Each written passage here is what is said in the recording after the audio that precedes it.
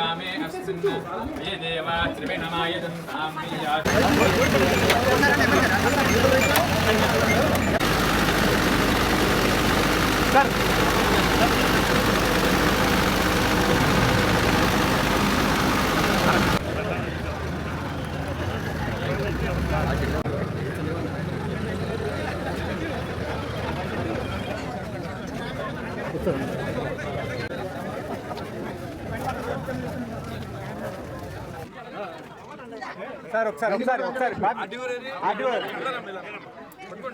గౌరవనీయులు బొలిశెట్టి శ్రీనివాస్ గారికి, joint collector గారికి, ఆర్టీఓ గారికి, బాబ్జీ గారికి, తర్వాత ఇక్కడ మన సైక్లోన్ వచ్చినప్పుడు మంతా సైక్లోన్లో ఇబ్బంది పడుతున్న ప్రజానికానికి సహాయం చేసిన సురేష్ గారు, శివ గారు మరియు వారి యొక్క మిత్ర బృందం అందరికీ కూడా నా యొక్క నమస్కారాలు.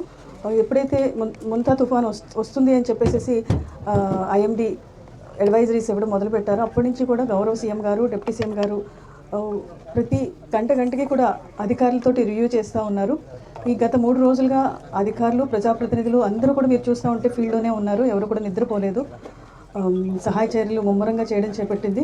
అయితే తుఫాన్కి వచ్చే నష్టాన్ని ఎంతవరకు తగ్గించడానికి అంత ప్రయత్నం చేసి చాలా వరకు ప్రాణ నష్టం, ఆస్తి నష్టం జరగకుండా కాపాడినప్పటికీ కూడా రైతులు కొంత కొంత ఇబ్బంది పడింది. కొంత పంట పాలు పోసుకునే స్థితిలో ఉన్న వరి కంకులన్నీ కూడా భూమి మీద పడిపోవడం జరిగింది.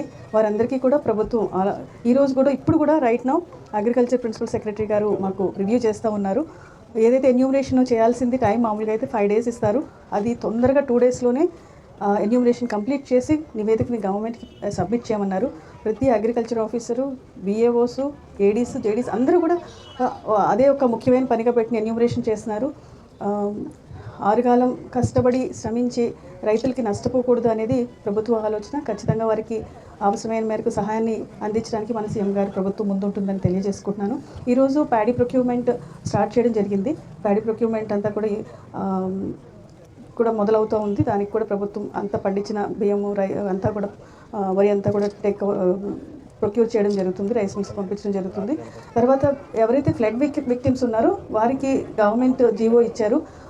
దాని ప్రకారం ప్రతి కుటుంబానికి 25 kgల రైస్, కేజీ కందిపప్పు, 1 kg ఆయిల్, 1 kg బంగాళదుంపలు, కేజీ షుగరు, 1 kg ఉల్లిపాయలు పంచమని చెప్పేసి ఉత్తర్వులు వచ్చినాయి. దానికి అనుగుణంగా ఉత్తర్వులు వచ్చిన వెంటనే కూడా మన జిల్లాలో పంచడానికి అన్ని ఏర్పాట్లు జాయింట్ కలెక్టర్ గారు ఆధ్వర్యంలో